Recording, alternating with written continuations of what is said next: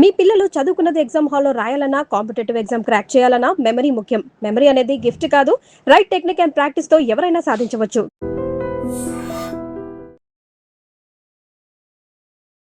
నమస్తే రమగారు. నమస్తే జయ. రమగారు, మనము కాశీ మజిలీలో విక్రమార్కుడి కథలు చెప్పుకుంటా ఉన్నాము కదా. ఫస్ట్ భాగం అయిపోయింది, రెండో భాగంలో ఉన్నాము. మరి విక్రమార్కుడు ఏం చేశాడు? బ్రాహ్మణులను ఉద్ధరించాడు. అక్కడి నుంచి ఉత్తర దిక్కుగా ప్రయాణం మొదలుపెట్టాడు. ఓకే. వెళ్తూ ఒక అగ్రహారాన్ని చేరుకున్నాడు. ఈ అగ్రహారంలో ఒక బ్రాహ్మణ ఆయన ఎవరు ఎదురుపడ్డారు. ఈయన అడిగాడు, ఉత్తరం వైపు ఏమైనా గ్రామాలు ఉన్నాయా అని విక్రమార్కుడు అడిగితే, దగ్గరలో ఏమీ గ్రామాలు లేవు, ఈ పూటకు మా దగ్గర ఉండండి, రేపు రోజంతా ప్రయాణిస్తే తర్వాత మీరు అవతలకి చేరతారని చెప్పాడు. సరే, వాళ్ళ ఇంటికి వెళ్ళాడు. ఆ బ్రాహ్మణ ఆయన, ఆ కుర్రవాడే, ఎక్కువ వయసు లేదు, 30 సంవత్సరాలే ఉంటాయి. సరే, వంట చేశాడు, విక్రమార్కుడికి భోజనం పెట్టాడు.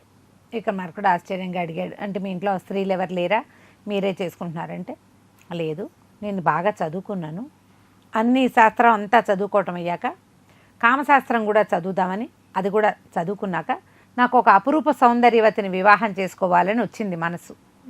దానికోసం చాలా ప్రయత్నం చేశాను. ఒకానొక మాధవర్మ అనే ఒక సిద్ధుడిని, మిత్రగుప్తుడు ఇతని పేరు, ఆ పేరు మిత్రగుప్తుడు అని చెప్పాడు. ఈ మాధవర్మ అనే ఒక సిద్ధుడి దగ్గరికి వెళ్ళాను. ఆ సిద్ధుడు నాకు ఏం కావాలి ఏమిటంటే, ఆయనకు శుశ్రూష చేశా చాన్నాళ్ళు చేసి, నాకు ఒక అత్యద్భుతమైన కోరుకుంది, పరమాద్భుత సౌందర్యవతిని వివాహం చేసుకోవాలి, ఆమెతో స్వర్గ సౌఖ్యాలు చూడాలని కోరుకుంటున్నానని చెప్పాను. ఆయనేమో, ఇదేమిటి, నువ్వు బ్రాహ్మడివి, నువ్వు యజ్ఞయాగం వాటి వ్యవహారం చూడాలి, భార్యలు ఉంటారు కానీ పరమాద్భుతము సౌందర్యము ఈ వ్యవహారాలన్నీ పెట్టుకోకూడదు, ఇలా ఎందుకు ఆలోచిస్తున్నావని అంటే, నా జీవితానికి అదొక్కటే కోరిక, అదే నా ఆశయము కూడా అని ఆయన చాలా అడిగాను. ఆయన ఏమన్నాడంటే, 2 మాటలు చెప్పాడు.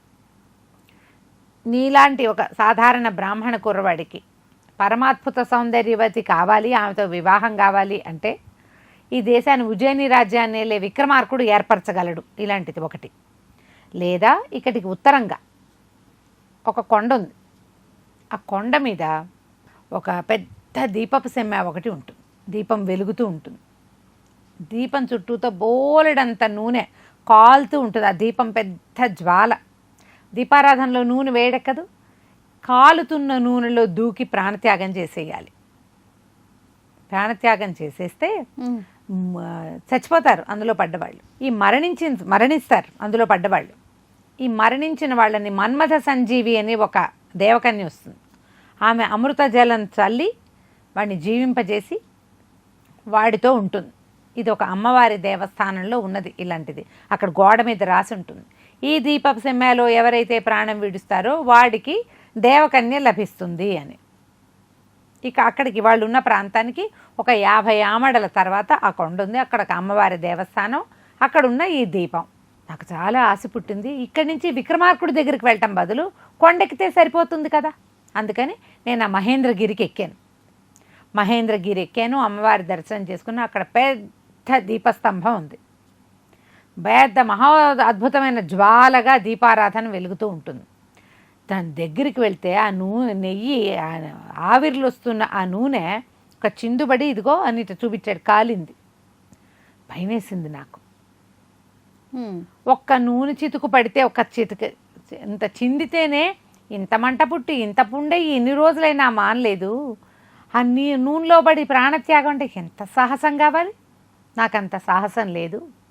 దండం పెట్టి దిగొచ్చేసాను, విక్రమార్కుడి దగ్గరికి వెళ్ళాలి, అది ఏనాడు కుదురుతుందో అని చెప్పేశారు కల. ఈయనకి ఇట్లాంటివి వింటే విక్రమార్కుడు ఆగదు ముందే, అదే కదా. సరే అయితే మిత్రగుప్త, నువ్వు చాలా మంచివాడివి, ఇప్పుడు భోజనం పెట్టావు, నాకు ఆశ్రయం ఇచ్చావు, రేపొద్దున మనం ఆ మహేంద్రగిరి చూద్దామా అన్నాడు.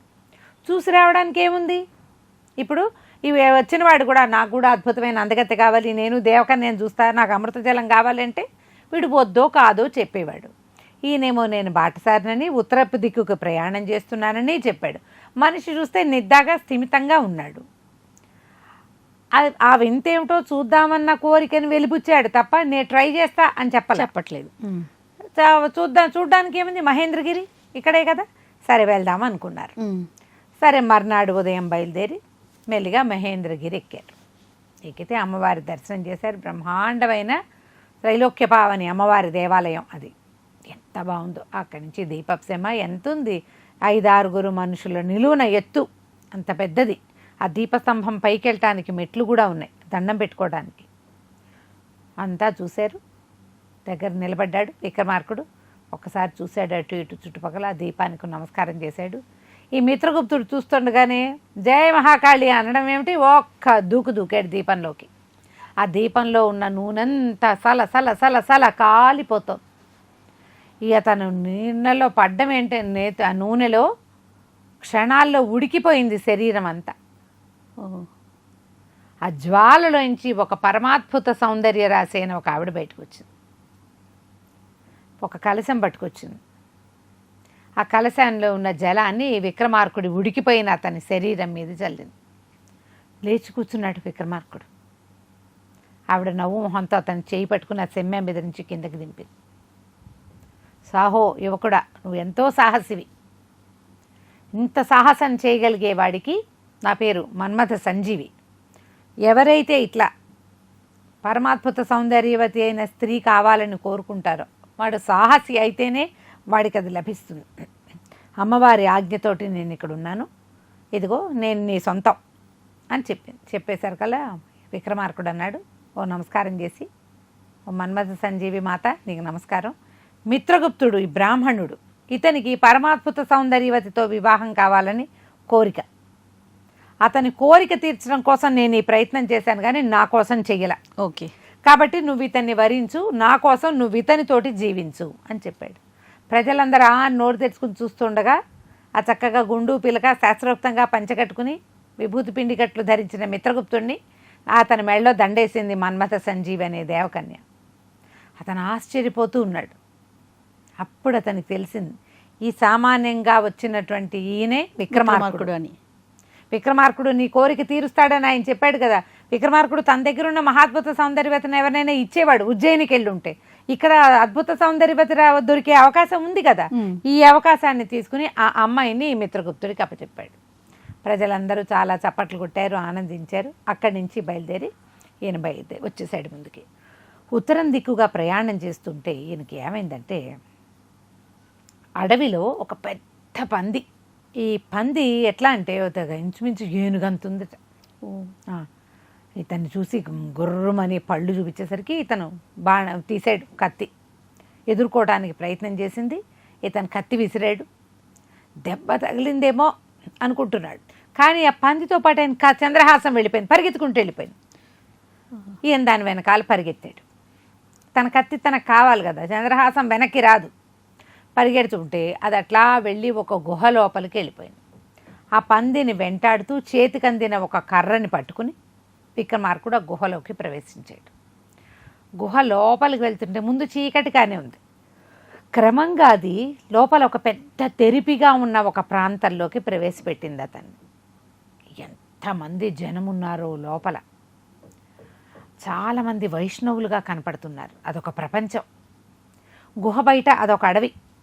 ఆ లోపలికి వెళ్ళేసరికల్లా అతను ఇంకొక లోకంలోకి వెళ్ళిపోయాడు. ఆ గుహలోకి వెళ్ళాక వేరే లోకంలోకి ప్రవేశించినట్టు అనిపించింది. ఆ విష్ణునామ సంకీర్తన జరుగుతోంది ఎల్లెడల. ఎంతోమంది వైష్ణవులు ఉన్నారు. ఇది ఏం ప్రాంతం అని ఎవరిని అడిగినా ఎవ్వరూ సమాధానం చెప్పల. ఈయన నడిచి నడిచి అటు ఇటు చూస్తుంటే ఒక దేవాలయంలో హరికథ చెప్తున్నారు. ఏదో విష్ణునామ సంకీర్తన జరుగుతోంది. ఈయన పోయి ఆ హరికథ వినటానికి కూర్చున్నాడు. విష్ణు సందర్శనం ఎవరికి దొరుకుతుందంటే ఎవరైతే సర్వమానవుల్ని సమానులుగా చూస్తారో, ఓకే, ఎవరికైతే తమకి లభించిన దాన్ని అయాచితంగా లభించిన దాన్ని, ప్రయత్నం వల్ల లభించిన దాన్ని, కష్టపడి సాధించిన దాన్ని కూడా తృణప్రాయంగా దానం చేయగలుగుతాడో వాడికి విష్ణు సందర్శనం లభిస్తుంది అని ఆయన చెప్తున్నాడు హరిదాస్. ఎవరైతే ఈయన హరికథ చెప్తున్నారో ఆయన చెప్తూ, అట్లాంటి వాడు ఈ భూలోకంలో విక్రమార్క చక్రవర్తి ఒకడే ఉన్నాడు. అతను తనకి వరంగా లభించిన దాన్ని ఇచ్చేస్తాడు, ప్రయత్నంతో లభించిన దాన్ని ఇచ్చేస్తాడు, సాహస కార్యంతో లభించిన దాన్ని ఇచ్చేస్తాడు. ఇట్లా ఇచ్చేవాడు కేవలం విక్రమార్కుడు ఒకడే అని చెప్పేసరికి తన గుణకథ తనే వింటున్నాడు ఆయన. అతడికి విష్ణు సందర్శనం లభిస్తుంది అనేసరికి సంతోషంగా ఉంది. ఈ లోపల ఒక మాధవ్ వర్మ అని ఒక కుర్రవాడు లేచాడు. నేను కూడా అదే ప్రయత్నంలో ఉన్నాను, నేను అదే చేస్తున్నాను. అట్లాగే విక్రమార్కుడు ఎలాగా అద్భుతమైన వాడిగా ఉన్నాడో అలాంటి అద్భుత కార్యాలు చేయాలని నేను కూడా చూస్తున్నాను అన్నాడు. అందరూ శబాష్ శబాష్ అన్నారు. ఈయన కూర్చునే ఉన్నాడు. హరికథ అయిపోయింది. జనం అంతా లేచి బయటకు వస్తారు. ఎంత విచిత్రంగా హరినామ సంకీర్తన వినపడుతోందో. ఊర్ధ్వపుండ్రాలు ధరించిన ఎంతోమంది వైష్ణవులు కనపడుతున్నారు. ఇంతలో పెద్ద గలభాగా ఏదో గోలగోలగా వినపడింది. ఒక ఆయన వృద్ధుడు నిలబడి కేకలు పెడుతున్నాడు, నా భార్య స్నానం చేయడానికి చెరువులో దిగింది, ఇందులో మొసళ్ళు ఉన్నాయి, మొసలు పట్టేసింది నా భార్యని, ఎవరు నా సాహసులు రక్షించండి రక్షించండి అని కేకలు పెడుతున్నాడు. విక్రమార్కుడు లాంటి సాహసం చేస్తానని చెప్పాడుగా మాధవర్మ ఆయన. అతను తత్తర్బిత్తర్లాడుతూ నుంచున్నాడు కానీ అతను ఏం చేయలే. కానీ విక్రమార్కుడు మాత్రం తన చంద్రహాసాన్ని, ఆ చంద్రహాసం దొరికేసింది ఆయనకి లోపలికి వచ్చాక. పంది లేదు, కత్తి ఉంది. ఓహో, పరిగెత్తుకుంటూ వెళ్ళి నదిలో దూకాడు. తర్వాత ఆయనకి డొక్కలో దీని దగ్గర మొల్ల ఒక కత్తి ఉంది. ఆ మొల కత్తితోటి 15 దెబ్బలు కొట్టి ఆ మొసల్ని పడేసి ఆ ముసలావిడిని తీసుకొచ్చి చేతికి అప్పచెప్పాడు. అప్పచెప్పాక జనాలంతా సాహో చాలా మెచ్చుకున్నారు. అప్పుడు ఇతనికి ఏం తెలిసింది, ఈ నగరం మహాబలిపురం అంటే బలిచక్రవర్తి యొక్క రాజ్యం ఇది. ఓహో, ఇక్కడ అంటే మహావిష్ణువు కాపలాదారుగా ఉంటాడు. ఇక్కడ బలిని భూలోకంలోకి పాతాళ లోకంలోకి తొక్కేసినప్పుడు విష్ణువు ఏం చెప్పాడంటే నీ ద్వారపాలకుడుగా నేను ఉంటానన్నాడు. ఎంత సంతోషం వచ్చిందో విక్రమార్కుడికి. మహావిష్ణువే ద్వారపాలకుడుగా ఉండే ఈ నగరాన్ని చూడ్డానికి వచ్చాను నేను, ఇప్పుడు విష్ణు సందర్శనం నాకు లభిస్తుంది. హరికథలో చెప్పారు విక్రమార్కుడు లాంటి వాడికి లభిస్తుందని. ఎట్లా విష్ణువుని ఎట్లా తెలుసుకోవటం, ఆయన ఏ రూపంలో ఉంటాడో తెలియదు. ఇతను అదంతా తిరుగుతూ ప్రయత్నం చేస్తున్నాడు ఎక్కడైనా తనకి మహావిష్ణు సందర్శనం అవుతుందేమోనని. ఏం కనిపించట్లా. ఇంతలో కొంతమంది కోట ద్వారపాలకులు కనపడుతుంటే ఇతను అడిగాడు విక్రమార్కుడు, బలి చక్రవర్తిని చూసే అవకాశం మానవులకి ఉంటుందా, మానవులు ఎవరైనా ఈ లోకంలోకి ప్రవేశిస్తే వాళ్ళని బలిచక్రవర్తి దగ్గర తీసుకెళ్తారంటే తీసుకెళ్తామన్నారు. అయితే నన్ను బలిచక్రవర్తి సందర్శన చేయించండి నాకు అని చెప్పి అడిగాడు. అడిగేసరికల్లా ఆయన్ని వెంబడి పెట్టుకుని లోపల తీసుకుపోయారు. ఈ ద్వారపాలకులు కూడా ఏం చేశారు, ఇతను 7 ద్వారాలు దాటించి బలిచక్రవర్తి సందర్శనం చేయించారు. చేయించాక ఈయన తను పరిచయం చేసుకున్నాడు. నన్ను విక్రమార్కుడు అంటారు, నేను ఒక పందిని తరుముతూ లోపలికి వచ్చాను. ఇక్కడికి వచ్చాక ఇక్కడ ఉన్న వైష్ణవ సమాజం అంతా చూసి చాలా సంతోషం కలిగింది. నీ గుణకథలన్నీ మేము వింటున్నాము, నువ్వు ఎంత అద్భుతమైన వాడివో. కుబేరుడి మరదలైన మదన మంజరి, ఆయన మన కుబేరుడికి మణిభద్రుడని ఒక తమ్ముడు ఉన్నాడు. ఓకే, మణిమంజరి ఆమె నీ యొక్క వీరగాథలన్నీ ఒక నాటికగా చేసి గంధర్వుల చేత స్వర్గంలో ప్రదర్శన చేయించింది. గంధర్వలోకంలోనూ ప్రదర్శన చేసింది, ఇక్కడ కూడా ప్రదర్శన చేసింది. మేమందరం తెలుసుకున్నాం నీకు దక్క గొప్పతనము. చాలా సంతోషంగా ఉంది నిన్ను చూడడమని మహాబలి చక్రవర్తి ఎంతో మెచ్చుకున్నాడు విక్రమార్కుడిని. నీకేం కోరిక ఉంది, ఏం కావాలి చెప్పు నీకు అని అడిగితే, మీలాంటి గొప్పవారి సందర్శనమే నా జీవితానికి పరమార్థము, ఇంకేమీ అక్కర్లేదు. ఏదైనా వింతలు విడ్డూరాలు చూడాలని బయలుదేరాను, నేను అది చేరే లోపలే మిమ్మల్ని చేరాను. అయితే ఇక్కడ ఈ లోకంలో మీ లోకంలో మహావిష్ణువే ఇక్కడ ద్వారపాలకుడుగా ఉంటాడని మేము కథలు కథలుగా వింటాము, కానీ నాకు మహావిష్ణు సందర్శనం కలగలేదు, నేను వారిని చూడలేకపోయానని విక్రమార్కుడు చెప్పేసరికల్లా ఆయన నవ్వాడు. ఏ వృద్ధుడైతే నా భార్య నీటిలో మునిగిపోయింది రక్షించమని కేకలు పెట్టి నీ చేయి పట్టుకున్నాడో ఆయనే మహావిష్ణువు. ఆయన స్వరూపంలో మామూలు రూపంలో తిరుగుతాడు, ఉత్తములకి మాత్రమే కనపడతాడు. ఆయన నువ్వు చూసావు, నువ్వు ఆయన చేయి కూడా పట్టుకున్నావు, భార్యను రక్షించావు. ఆయన వీడు చాలా గొప్పవాడు, నువ్వు చాలా గొప్పవాడని అక్కడ ఉన్న వాళ్ళందరికీ తెలియజేశాడు. భగవంతుడు అట్లాగే మనకు కనపడతాడని చాలా సంతోషపెట్టాడు. ఎంత ఆనందంగానో విక్రమార్కుడు ఈ బలిచక్రవర్తి నగరం నుంచి బయటికి వచ్చేసాడు. వచ్చి ఉత్తరం వైపుకి ప్రయాణం మొదలుపెట్టాడు. ఇతను తను చూడదలుచుకున్నటువంటి ఆ సువర్ణ స్తంభాన్ని చూడడం తప్ప రెండోది లేదు. ఇప్పుడు ఇక్కడ బలిచక్రవర్తి దగ్గరికి వచ్చాడు, నేను సువర్ణ స్తంభం దగ్గరికి వెళ్తున్నాను, నన్ను అక్కడికి పంపించండి అని అడగచ్చు. ఈయన టైప్ అది కాదు. ఆయన ఎవరికి ఏం అవసరమో అది తీర్చి అంతే వెళ్ళిపోతాడు. తన పని తనే చేసుకోవాలి తప్ప దానికి సహాయం తీసుకోడు. అదే నేనే ప్రయత్నం చేసుకోవాలని చెప్పి ఆయనకు ఒక నమస్కారం చేసి ఆ వైష్ణవ సమాజాన్ని అంతటినీ చూస్తూ, ఎందుకంటే బలిచక్రవర్తి విష్ణు భక్తుడు కదా, అవును, అందుకని ఎంతమందో వైష్ణవ సమాజం ఉంటుంది అక్కడ. వాళ్ళందరూ విష్ణునామ సంకీర్తన చేస్తూ ఉంటేనే ఆ లోకమంతా ప్రతిధ్వనిస్తూ ఉంటుంది అనమాట. ఆ ధ్వనులన్నీ వింటూ ఆ గుహలోంచి బయటకు వచ్చేసి ఉత్తరం వైపుకి ప్రయాణం మొదలుపెట్టాడు. ఎలా చేరాడు, ఏం చూశాడో మనం తర్వాయి భాగాల్లో చూద్దాం. తప్పకుండా రమ్మగారు. నమస్తే. నమస్తే. And for more videos, Please subscribe to iDream. Please subscribe to iDream. Please subscribe iDream. And please subscribe to iDream. For more videos, subscribe to iDream. please like, share and subscribe to the channel. Congratulations, iDream. Subscribe to iDream. Subscribe to iDream. So subscribe to iDream Media. iDream ki iDream team andarki huge congratulations. Please subscribe iDream Media. Please subscribe to iDream. Subscribe iDream. Please subscribe to iDream.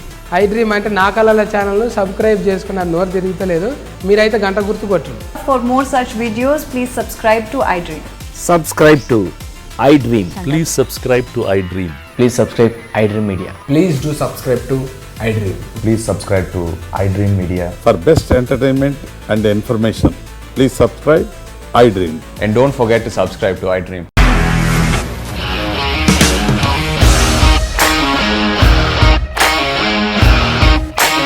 ఇండస్ట్రీలో commitment issues వస్తే నీకు కూడా వచ్చినట్టు morning తీసుకెళ్ళాడంటే కొట్టి పడేస్తాడు.